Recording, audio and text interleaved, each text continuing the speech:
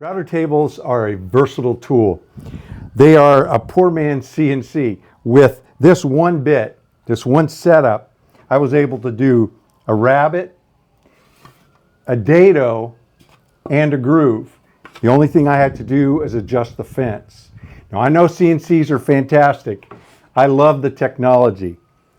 But I also know that in construction, a lot of times we need low-level production, meaning we need the accuracy of CNC, but we only need one of them or two of them or three of them. And by the time we take the material to the shop, code the thing, set it up, clean it up, we're out in the field and it's already done, because this poor man's CNC can be with you both in your shop and out in the field with you. So don't limit your router to just putting an OG on the edge of a board. It really is the most versatile saw that you have available to you. I have made plans available to you to build one of these Paulk Smart router tables for yourself.